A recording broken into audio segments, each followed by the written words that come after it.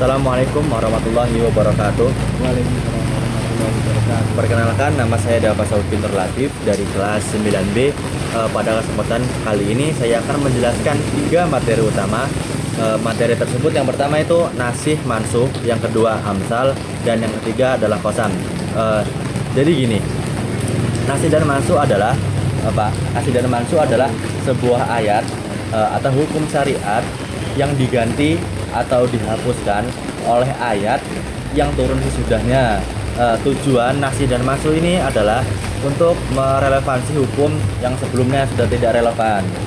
Contohnya itu surat Al-Baqarah ayat 219 yang berbunyi yang berbunyi yas'alunaka 'anil khamri wal maisir qul fihima itsmun kabiru wa manafi'u lin-nas wa itsmuhuma akbaru min naf'ihima. Nah, di ayat tersebut Allah masih menyebutkan khamr itu masih memiliki manfaat atau mudaratnya. Nah, jadi Allah tuh nggak langsung menegaskan bahwa khamr itu jelas-jelas haram. Nah, kemudian ayat sesudahnya tuh turun Quran surat Al-Maidah ayat 90 yang berbunyi ya ayyuhalladzina amanu innamal khamru wal maisiru wal ansabu. Nah, di ayat tersebut Allah sudah jelas-jelas menegaskan bahwa khamr itu haram. Jadi ada perbedaan hukum. Ayat yang pertama masih mentoleransi bahwa khamr itu memiliki manfaat. Nah, ayat kedua baru Allah menegaskan bahwa khamr itu sudah jelas haram. Oke, yang kedua itu adalah amsal. Amsal sendiri adalah perumpamaan di dalam Al-Quran yang bertujuan untuk mempermudah manusia untuk memahami suatu maknanya, Pak.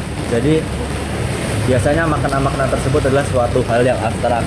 Nah, contohnya itu pada Al-Quran surat Al-Baqarah ayat 261 yang berbunyi masalul ladina yunfiquna amwalahum fisabilillahi kamathali habatin ambatat sab'a sanabila fi kulli sumbulatin mi'ata habba. Perumpamaan orang yang menyedekahkan hartanya di jalan Allah itu bagaikan biji yang menumbuhkan 7 tangkai. Nah, dari ayat tersebut bisa kita ambil kesimpulan bahwa orang yang menyedekahkan hartanya di jalan Allah itu bakal Allah ganti berkali-kali lipat apa yang ia sedekahkan. Jadi begitu, mengumpamakan biji tersebut seperti balasan Allah yang berkali-kali lipat. Nah, yang terakhir adalah qasam.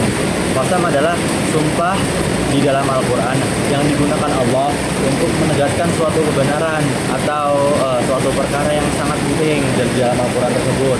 Contohnya itu, Pak, Quran surat Al-Asr dari ayat 1 sampai 3. Demi masa sesungguhnya manusia itu benar-benar dalam kerugian.